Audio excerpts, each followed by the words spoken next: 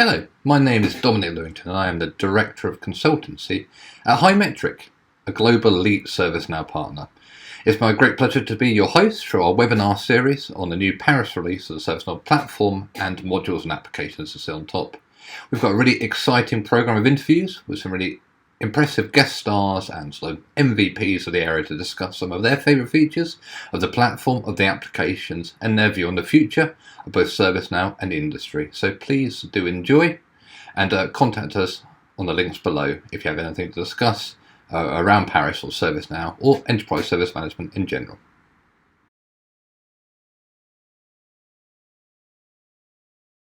So I'm here with Mark from ServiceNow discussing the Paris release today. Mark, can you just quickly introduce yourself, please, for anyone not fortunate enough to know you? Yeah, absolutely. Yeah, so Mark, I've been with ServiceNow for just over 5 years now.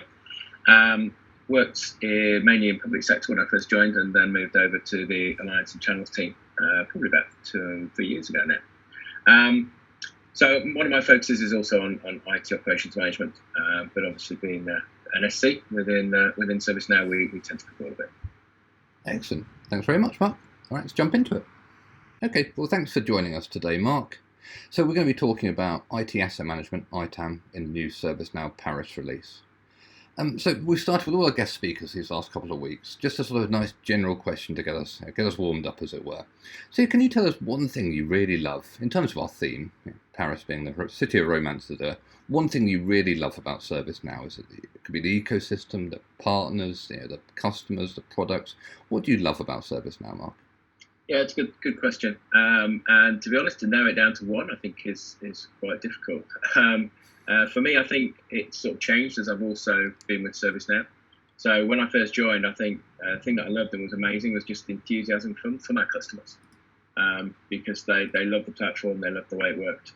As I got more and more into the way the platform works, I think that's still my key thing that's the most exciting is the way we build everything around the platform. So you've got all these shared features and functionalities that make it a lot simpler to be able to utilize between the different applications we had. And obviously, when I joined, we didn't have all the applications that we've got now.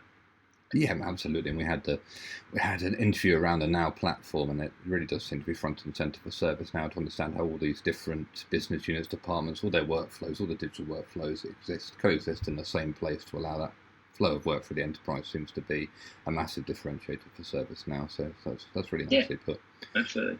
So I've heard a rumour, a little birdie has told me that IT asset management, ITAM, is getting a lot of love in Paris.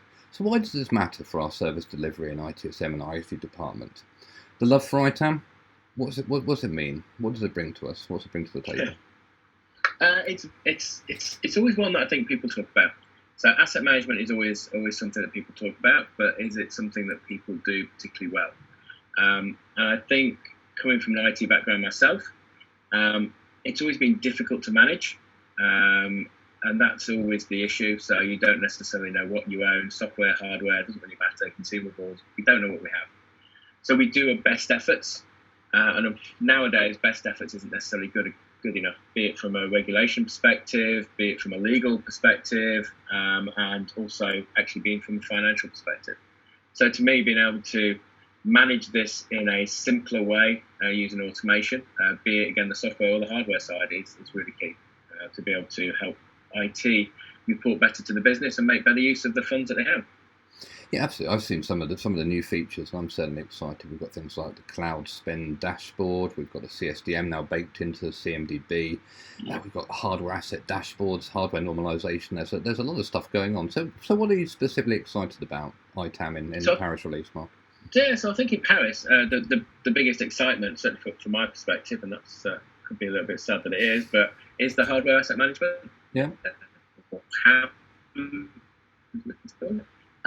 So from that perspective, that's a big thing. So we've always had it on the platform, a little bit like we've always had software asset management on the platform, but this is taking it to a new level. Yeah, so a little bit like SAM became Pro, this will become Hardware Asset Management Pro, and this will allow you to be able to follow the full life cycle, which you could do before, but there's a lot of manual effort involved. This is no longer the case. It's all using automation, using workflows, there's processes, proper reporting dashboards. All of that is contained within the product to be able to help you sort of manage that asset life cycle from a financial, a contractual, and also just to actually understand what we have and where it sits within the life cycle. Yeah, I mean that makes a lot of sense to me, to be honest. And so we crowdsourced a few of these questions, and quite a popular one that came in from the people I work with, our customers and some of our partners, is this concept of trying to deliver great IT experiences built on great IT workflows. So how do you see IT asset management underpinning those pieces? I've seen strong use cases in onboarding and offboarding, hiring new kit, renting new kit, requesting new kit. How does IT asset management underpin really strong, great IT experiences? By doing exactly what you said. I mean, we might not necessarily use the terms of onboarding or offboarding, but that ability to be able to actually dispose of assets, because that's always going to happen at some point during the asset life cycle, purchase and procure the assets, allocate the assets.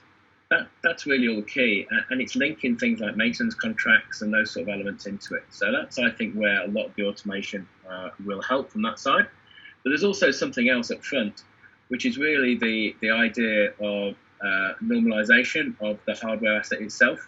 So as you probably get used to, is people tend to not necessarily deliberately, but put in different names for exactly the same machine. So you could have exactly the same make, exactly the same machine, and exactly the same model. But actually, when you display them within the asset register, they're completely different. So we'll have a hardware normalization engine in it to be able to allow it to actually do that normalization. And that will use some standards that have been created globally, not ServiceNow standards, global standards to be able to allow us to do that. Absolutely, and as you see the sort of the ITAM and the CSDM and the CMDB really being at the centre of the platform play, I see massive benefits for all the workflow applications built on top, and that's been reflected actually in a lot of the guests we've had in terms of understanding that a lot of the stuff is built on top of the CMDB, is built on top of asset management. So that's a really interesting answer. So we've asked all the people that we've been lucky enough to have as guest stars over the last couple of weeks, just sort of to give us a bit of a glimpse into the future.